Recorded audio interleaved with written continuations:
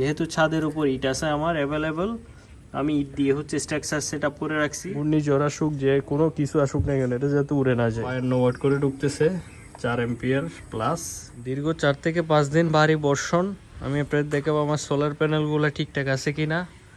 যে পরিমাণ যে বৃষ্টি হয়েছে যা বলার মতো না।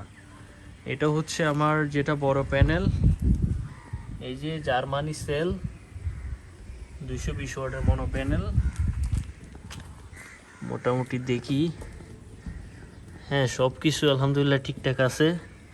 এই জায়গা হচ্ছে পানি জমে গেছে আর কি, মানে পানি জমে আছে এখনো পর্যন্ত। তো আমার স্ট্রাকচার হচ্ছে অনেকে পছন্দ করছেন, তাদেরকে ধন্যবাদ। কারণ মানে স্ট্রাকচার কিনে অ্যাঙ্গেলগুলো কিনে যে লাগানো এরকম হচ্ছে, এটা অনেকের জন্য অনেক প্যারা হয়ে যায়। যেহেতু ছাদের উপর ইট আছে আমার অ্যাভেলেবল, আমি ইট দিয়ে হচ্ছে স্ট্রাকচার সেট আপ করে রাখছি। ওই যে দেখাইছিলাম আপনাদের, এদিকে হচ্ছে যতটুকু পরিমাণ স্ট্রাকচার আমার মানে উঁচু রাখা দরকার অতটুকু পরিমাণ আমি ইট দিয়ে দিছি। আর এটা যাতে বাতাসের মধ্যে উড়ে না যায়, যেমন হচ্ছে এটার উপর যদি এমনিতে রেখে দেই তাহলে দেখা যাচ্ছে যে বাতাস একটা আসতে উড়ে এমনিতে চলে যাবে।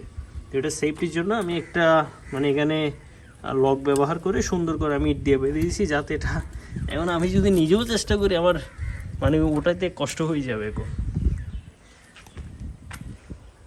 এই যে দুই দিকে আমি সুন্দর করে দিয়ে দিয়েছি, যাতে খারাপ আবহাওয়ার মধ্যে ঘূর্ণিঝড় আসুক, যে কোনো কিছু আসুক না কেন, এটা যাতে উড়ে না যায়। আর এগুলো তো আপনাদের দেখাইছিলাম ছোট ছোট দুইটা প্যানেল, এই দুইটা হচ্ছে সেই দুইটা প্যানেল। এগুলো হচ্ছে এমনি হালকা, তো এগুলো আমি তেমন একটি করি নেই, মানে যেহেতু এটা ছোট প্যানেল আর এমনি বাড়ি মোটামুটি আছে, এগুলো আমি ওইটার মতো প্রোটেকশন দিই নেই। এগুলো উড়ে যাওয়ার সম্ভাবনা খুবই কম, যেহেতু এখানে হচ্ছে লেলিং দেওয়া ছিল। ঠিক আছে, এই হচ্ছে কি অবস্থা। আমি এখন দেখতে আসলাম, এতদিন দেখি নাই, আপনাদেরকেও দেখাই। কারণ বৃষ্টি এত পরিমাণে, যে বৃষ্টি 1 সেকেন্ডের জন্য থামে নাই, এখানে ওঠার পরিস্থিতিও ছিল না।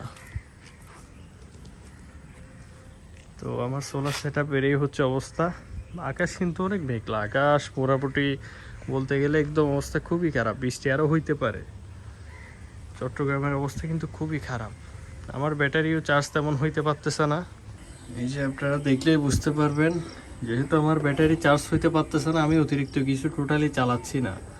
যখন লাগে তখন কম্পিউটার একটু করে চালাই, আর না লাগলে তখন চালাই না। কারণ মোবাইল চার্জ দেওয়া লাগে, ওয়াইফাই লাগে, এর পরবর্তীতে বাসার মাঝে মধ্যে হচ্ছে লাইট জ্বালানো লাগে। তো আমি মোটামুটি মানে এখানে যে চার্জ আছে এগুলো সেভ করে রাখতেছি।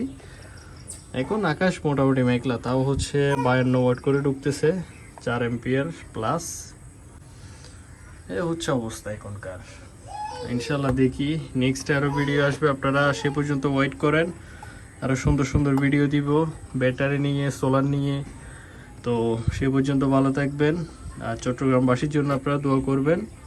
আর আমার টেক অ্যান্ড পাওয়ার বিডি পেজটি ফলো করে আবার পাশেই থাকবেন। আসসালামু আলাইকুম।